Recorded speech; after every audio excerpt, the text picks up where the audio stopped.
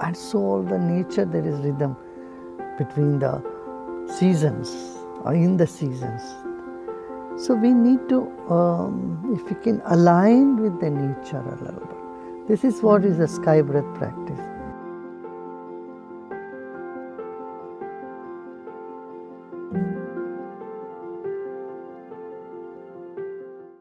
I'm here with Gurudev, Sri Sri Ravi Shankar. It's an honor to be with you. Namaste. Namaste. I wanted to start. I've been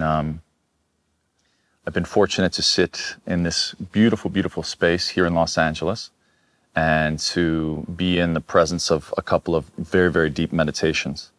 And I started to delve into your words. And I was struck by how it felt when we were in meditation and how it felt when we were in inquiry, when people were asking you questions. And what struck me was the power of the answers in the silence.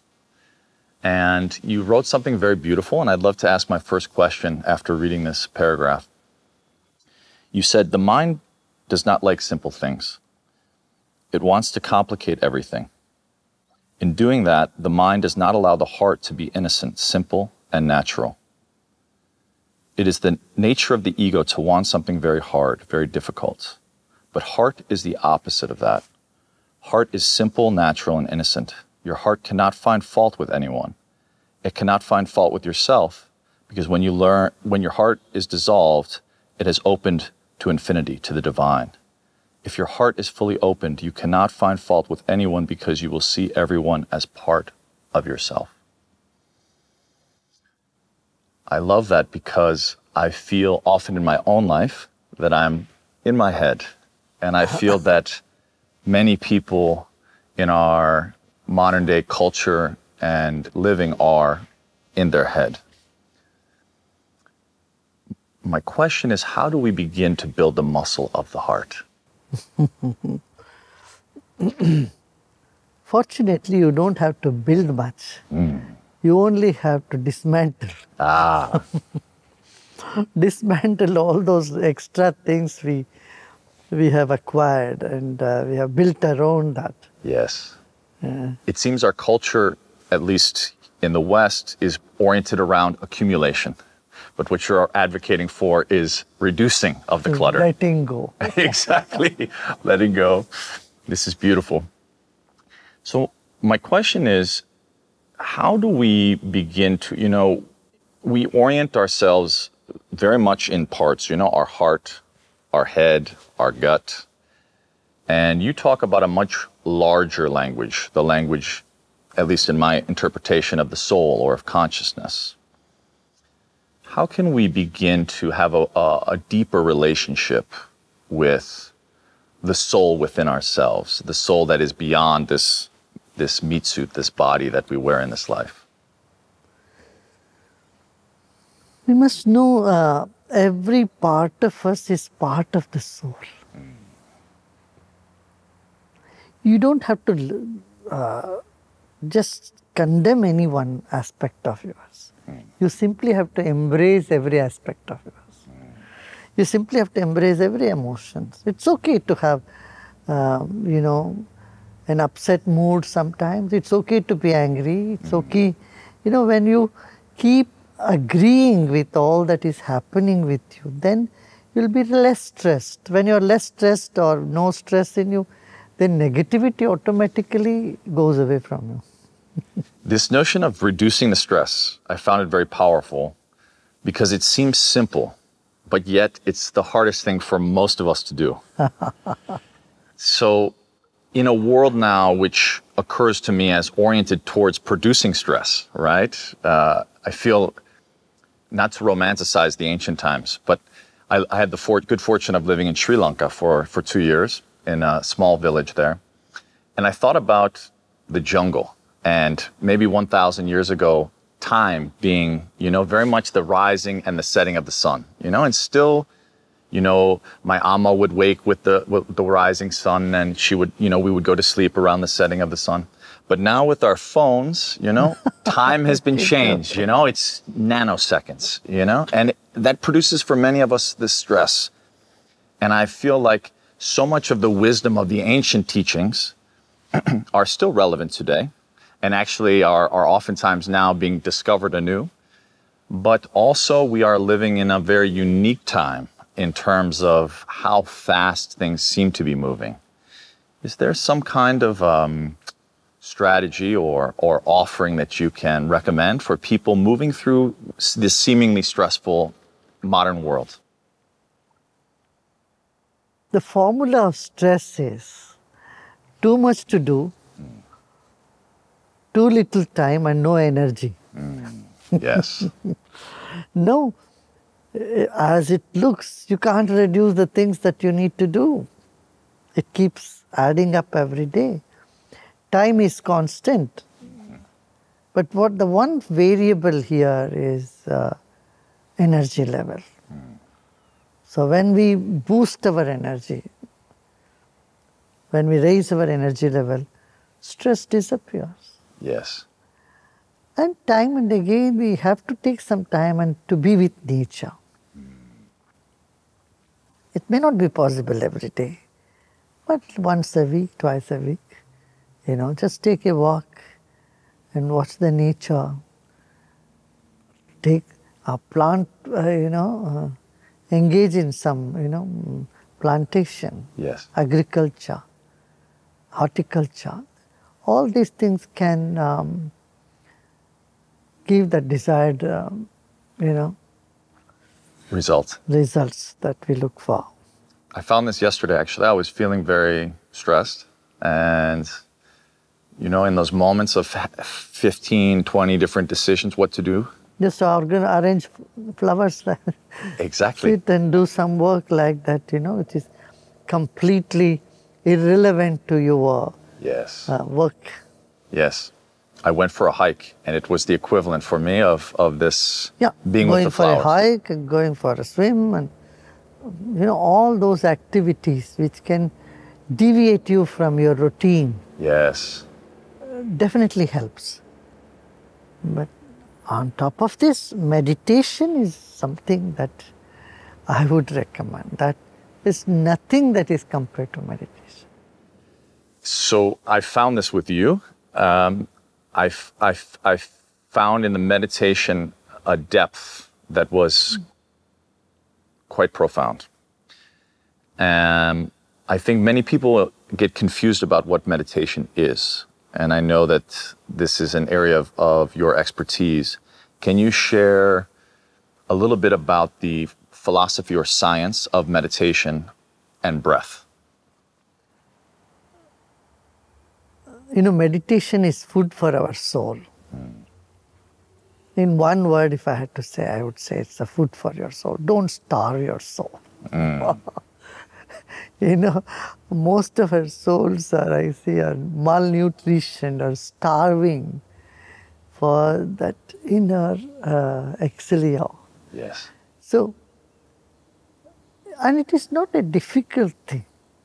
You just need the right guidance, right guide to put you there, you see? Yeah.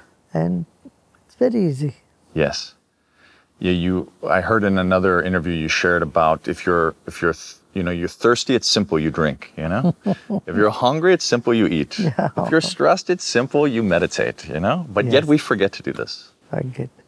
And breathing is very, very important. I mean, everybody knows without breath we can't exist. Yeah. But we never pay attention to our breath. Yes. If alone we pay little bit attention on the breath.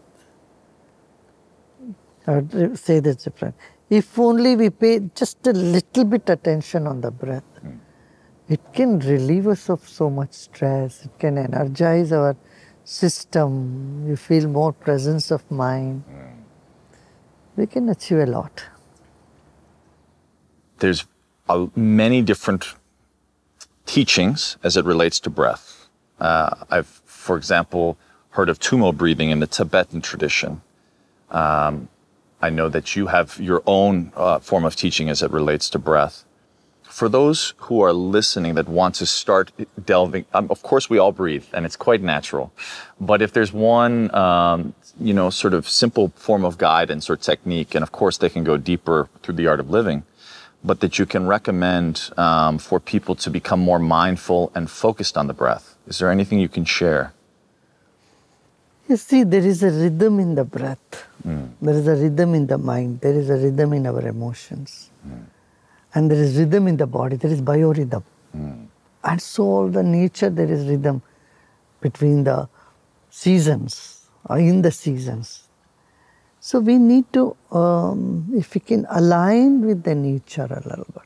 This is what is a sky breath practice. It just needs 2 days, 3 days to learn it initially. And then you can do it on your own, 10 minutes every day. Yes. You can observe the breath. And taking long, deep breaths time and again would be good. Yes. Of course, you cannot appear like a sigh, then people, it will convey altogether a different meaning for, you are at. But this is necessary for everyone to learn something about breath. That's why I call it a mental hygiene. Like you have dental hygiene. I think it's essential. I think this is maybe one of the least practiced, of course, with our dental hygiene, sometimes I forget to floss, but I think many of us forget to take care of our mental hygiene. Yeah. Many. In fact, when I was driving here, and this is a question, one of the things that I am inspired by is your work. And your work beyond the home, so to speak. You've created these centers around the world, but you've done work, for example, with the FARC in Colombia, and you work with prisoners. And what occurred to me as I was driving here in Los Angeles is I looked out the window and I saw, we have a tremendous number of homeless here. Homeless, yes. And I know from my time, for example, in India as well, this is very prevalent. And I think it's quite common for us to feel compassion, but also to protect our heart, because sometimes we feel hopeless. How do we help, these people sometimes whose mental hygiene has fallen quite far away? Do you have any thoughts around how we can be more mindful of our brothers and sisters? Post-pandemic, the biggest issue in the world today is mental health issues. See what happened in Texas recently and what happened in Philadelphia. This sort of mindless violence is a result of not attending to the mental health. We shouldn't wait till person land up as a homeless. We have to attend to them right in the very beginning. I feel it's so important for us to teach people mental hygiene or robust mental health. Yes. You find 2 types of people. There are people who are depressed, or there are those who are very aggressive. And they swing between these. Depressed people get aggressive and aggressive people get depressed. Both extremes are dangerous for humanity. And we have to address this issue. We have to think of all the possible solutions. We don't have to say there could be only one solution, it could be many. Basic thing is education of non-violence, education in peace. We have number of such programs. There are 57 different courses designed for that. So we are teaching in prison, we teach here in the inner city, gang members, how gang members, they drop violence and, adapt more humane, practices in life. And also on the other side, we have people who are very depressed and very lethargic. They don't want to do anything. They don't want to take interest in anything at all. Then these people also need help. For them, all these breathing techniques and they bring such a big transformation in them. I've seen this happening. So, on one hand, we have to take action right from kindergarten level. See, neither at home nor in school, nobody teaches us how to handle our emotions. And so we get hurt very often. Yes. Or either we are extra sensitive or we become insensitive. You see? If you are ultra sensitive, you land up in a bigger soup. Yeah. And if you are insensitive, you see what is happening in the country today here. So we need to do a lot. And here, yoga, meditation, breathing exercises, spiritual wisdom, all are the balm. Yes. I mean, they are the real thing to uplift humanity. I couldn't agree more. And one of the questions I actually, as I was sitting with this opportunity, was this exact question of if you had to design a curriculum. You know, so much of our school system is based or rooted, at least here in the US, in sort of industrial capitalism. You know, we teach people the skills of, you know, how to be a worker in a factory, so to speak. Yet we're now living in a very different environment. And my question really is, what if you were to design an ideal curriculum for humanity? And it sounds like meditation, breath, yoga, inner awareness is all part of that curriculum. Are there any other essential aspects if you were designing, you know, the Dalai Lama famously said, if every 8-year-old learned meditation, there would be no war, you know? And I'm curious, do you have any thoughts around how you would forge a curriculum for humanity? Yeah, see, we need to bring about an atmosphere of friendliness. I usually ask kids, how many friends you have in your classroom? And they count on their fingers. I say, hey, come on. In a classroom of 30 kids, if you are not friendly with everybody, and in a school of 500 children or 1,000 kids, if you're not friendly with everyone, how are you going to live in this world with 8 billion people? Yes. You know, this attitudinal change we have to bring. We have several games and exercises to convey this point. You know, kids, you can't just tell them to sit with your closed eyes and meditate all the time. Yeah. We can inculcate meditation through games. And this is what we have done. We have done a program called Art Excel, All-Round Training in Excellence. And Yes Plus program, yes, a youth empowerment seminar. In these seminars, we teach them number of games through which they realize it is necessary to cooperate, coexist, and be compassionate. That makes a big difference. Huge. Huge difference. One of the things that I felt when I was living in South Asia, and I had the fortune of studying with a teacher there, was traditionally he expressed to me that there was no word for privacy and there was no word for possession. So to your point earlier around this going into nature and returning to the rhythm of the breath, he said when we fall out of balance, that's when we find dis-ease. And what I was introduced to was this profound form of traditional ritual linked to Ayurveda, where if someone fell into mental dis-ease, the whole village would gather and put them in the center. And from sunset to sunrise, they would ritually recreate their shared worldview and make sure that that person who had fallen out of balance felt seen, you know, by the whole community. And for me, it was deep medicine because I went there at the time due to trauma where I was jumped. And for me, I found my own balance in that.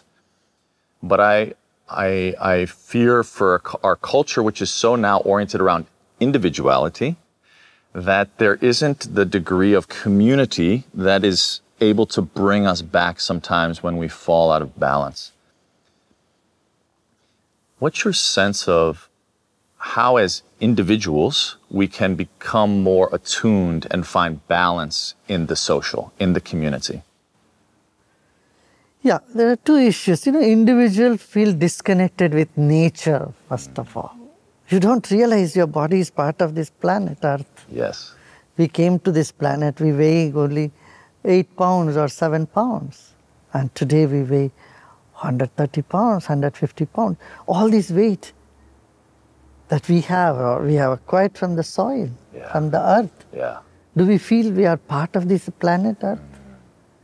Do we feel that, I mean, you don't have to do it every day, but sometime at least we must remind ourselves we are going to go back to the planet, to the earth. Yes. And we are part of this nature, you know.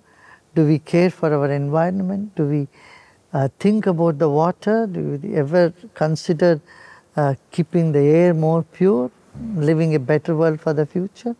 These are some things that we need to think about, and we should feel that connection. See, Native Americans here, the people of First Nation, they always felt connected to the nature. Yes. Directions, mountains, rivers, all these were considered very sacred for them. That means people throughout the ages, all over the world, have such deep connections with the Mother Earth, with the nature, with mountains, with water. And at the same time, to be connected with people around the world, around you, you know. So that sense of community need to come. It cannot be limited to a race or a religion or nationality. You will find this more, you know, when there is a threat perception, then people of a particular race or religion, they gang together, they get together. Then there is that group consciousness. When there is a negative mood, we get into a group consciousness, community consciousness. But I feel that it should come with a positive mindset, wherein you feel everyone in the planet is part of us. Yes. That's why I often say, or always say, one world family. You know?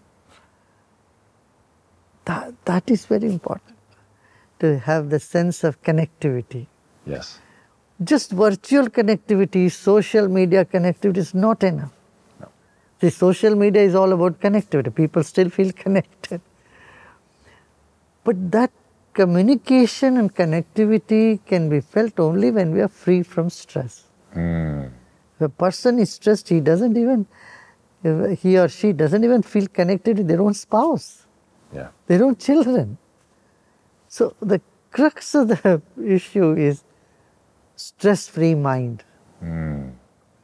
Then we are sensible and we are also sensitive. And we feel connected to everybody. We feel connected to the nature. We care for the nature and we care for people around us. Stress-free mind. That would be, I think, a beautiful gift for us all to share, without question. And I resonate with your invoking of the native cultures of this land, because I feel like this notion of that connection, the not separation from nature, is so valuable. And also this idea of community. I think about, you mentioned social media, and you also, I know you work in prisons. You know, our greatest corporal punishment is solitary confinement. You know, we make people in a box, isolated, which I can't think of something that would cause more stress. Yet, they also say that when you feel most alone is when you're surrounded by other people and you feel lonely, which is oftentimes what is happening now with social media. So all of this, I feel like, induces stress. The antidote, if you will, or the reversal of that in terms of reducing stress and increasing connection is found in meditation, in nature. Are there other tools you think that are essential? Engage in some social projects. Yes. Focusing out on other people. You're part of some social project. You're not sitting and thinking only what about me, and thinking only about yourself. Yes. I get more depressed. You engage yourself in social activity, social project. Make your time more useful for others. You're not sitting and thinking only about yourself. And that's the formula for depression. Yes. You are out there caring for others, caring and sharing. You know, that will do. Yeah. I want to ask you some bigger questions that are close to my heart, that I think you have a unique insight into. And that is, you know, I think oftentimes we get very focused, like you said, and many of our problems result around our self-obsession. And when we focus out or on another person and being of service, Or, as you said, for example, like our connection to nature, and that ultimately this journey will end, you know?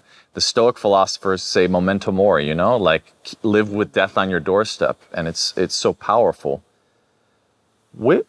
How does our soul, this enduring aspect of ourselves, like what happens after we die? We won't miss it. I think we should keep something for surprise also. Okay. But I tell you, it depends on what state of mind you die. If you die with contentment and in a state of fulfillment and love, and you can exit the body, if you are a good yogi, you can exit the body at will also. You are liberated. Anyway, you can find that liberation even while you are alive in the body. But after the body drops, you feel just very normal. But in any circumstances, after death, we just see our whole life as a movie. And you will evaluate your own movie, how you have done it. Have you done it good or not? If you feel that there is some correction you need to do, you come back again and correct it. This is the notion of I think many people perceive karma almost from some judge determining, that was bad, that was good. No. It's not that way. No. You evaluate your own performance. Poignant. And I tell you, there is the loving presence of light that you are. You realize you are not just somebody, but you are part of a universal spirit, universal light. And that's not trying to judge you or, make you guilty or make you fearful and punish you. It's all nonsense. Yeah. I feel that when I think about the ocean or the sun, how they give without any expectation. It's just love, at least in my interpretation. The word service comes from the original Sanskrit word called Seva. Seva means doing things without any expectation, wholeheartedly, like he does. Sa means he, Eva, like him. Like him or her, whatever. The bigger power, how he does everything to you without expecting anything to you. Yes. And out of unconditional love. And that action or activity is called Seva. Service. It's fascinating when you see how ancient people throughout the ages have nurtured these values of oneness, of compassion, of leap into the unknown. That's fascinating. I agree. Yeah. With this seva,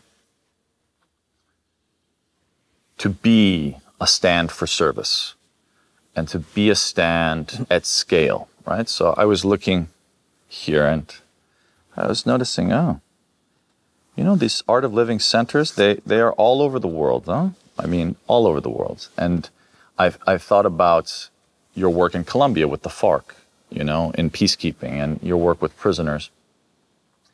And I've seen just in my own very small articulation, so many people look to you for answers, right? They come with their greatest existential questions and challenges. I think for those out there, and perhaps no one knows this maybe better than a mother, where they're always living in seva, but how do you hold space for so many people without losing yourself or losing your center? Well, there is nobody at home here. You see, a mirror can reflect any number of images, but because nothing sticks to it. If mirror starts sticking to images, then it cannot be a mirror. So, your mind is a mirror, your consciousness is just a mirror. And if it remains a mirror, it can reflect anybody and can answer anything for anyone. Beautiful. Yeah. So you hold this space. I don't hold anything. You hold nothing. I hold nothing. So perhaps the challenge, at least for me, is when you identify with something outside the mirror and you feel that there's a cord or something to which there is something holding, is actually realizing that that's an illusion, that actually there's nothing to hold. Yeah, nothing to hold. It's all empty space. Yes. Everything is space. And you are space. You know, all our thoughts, emotions are like, they're all changing. They are like clouds Yes. in the space. So we identify ourselves more with the clouds than the vast blue sky which is beyond them. See? And that's exactly what the meditation does. That's what is enlightenment. Not identifying the limited identities will be there, but not, totally identifying with them. Taking a step backward. Being aware of who really you are.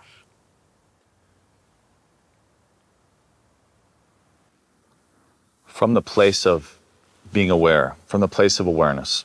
There is nothing to do. Nothing to do. And this leads to my next question then. How, because I think many people, myself included, through much of my life, have struggled with the notion of purpose. How do we live on purpose?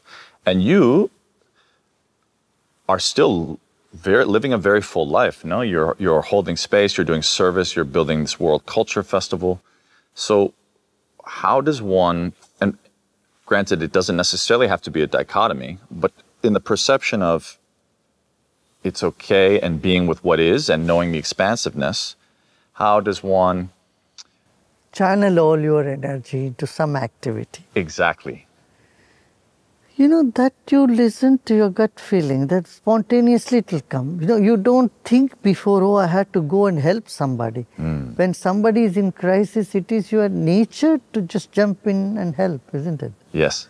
See, suppose you are standing by a pool and someone is drowning, you don't decide beforehand, oh, someone is going to drown, I'll go to help them. It's instantaneous, it's spontaneous. You'll just jump and pull them out. Yes.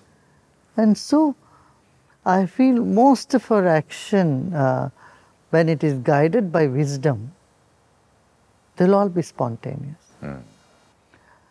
And that's why we need to listen to our intuitive ability. How does one cultivate intuition? Stress-free mind, meditative mind. Yes.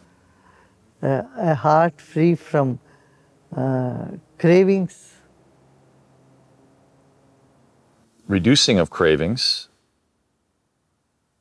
I think many of us, especially, I think it's human, but at the same time now, much is engineered around encouraging cravings, right? And encouraging almost addictions. And many of those cravings and addictions stem from this exact thing we talked about earlier of disconnection, feeling disconnected and feeling, okay, if I just have more or enough, which you never have, then I'll feel enough, So whether it be a partner or a car or whatever, how do we reduce these cravings or reduce our attachment to them?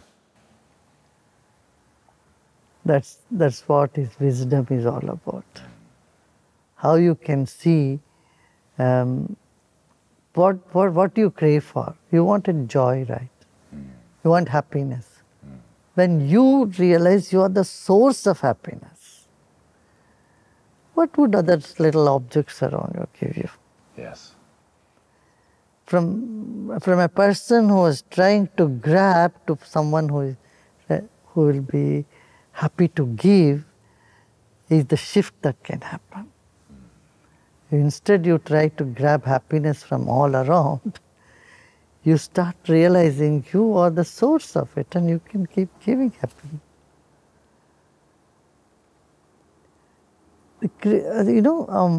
Cravings and aversions are natural for anybody. But maturity, wisdom takes you beyond them and make you realize the futility of it. Yes. You don't need to fight with yourself. You know, usually people try to fight with themselves to get over their aversions or craving. It doesn't happen. Never happens. You have to go beyond them. And that is what is wisdom and meditation. All this right company, good company can all bring you to that space. So if I'm understanding correctly, I like that you mentioned also the right company. So right company and the meditation enables the wisdom, if I'm understanding correctly, it's not like... Raise above the craving. Raise above, exactly. It's not like, it's not an adversarial, okay, I need to struggle against it. It's actually more just like... Exactly. Yeah, it doesn't matter to me, you know. Like, as a kid, you are craving for chocolates, and when you grow older, you don't mind if you don't have it also. Yes. Right? Yes. You have it, fine. If you don't have it, fine. It doesn't make much difference. Like kids, you take them to Toys R Us, and then they're hell bent. They have to take the whole shop home. Yes. You see? Yes. And they wouldn't want to go home. They would like to stay there. You know, the parents had to drag them out of the shop many times. So, but as a grown-up, they no longer hold any significance for you. And that maturity we need in a society. Especially the leaders, especially people who are decision makers, and those who are engaged in service activities, social work, they need that. And I find that most people do have also, to some degree. Yeah, it seems we both need to gain that wisdom. And at the same time, when you mentioned children, I thought about the childlike joy. And you seem to embody childlike joy. And I feel like that is also a marker of wisdom, because many people lose their joy in this journey of life. Correct. God loves fun. You can't be too serious. Exactly. Everything too serious. So how do you maintain your joy? What for you? What is? Oh, don't try to maintain it. It will be just there. It's there. Beautiful. It will be just there. It is there. You're trying to maintain, you get into problem. Yes. Okay. Yes. So my last question would be, for those listening, if you were to provide one insight or one recommendation for them in this journey called life, what would be, if you had, for example, only 1 minute for your teaching, everything, all the beauty you've created, all of the incredible teachings, if it was distilled down and you had just this moment to share something that would be left for others to guide themselves by, what would it be? See your entire past as a dream. Sow the future and live in the present moment. Beautiful. Thank you. Thank you.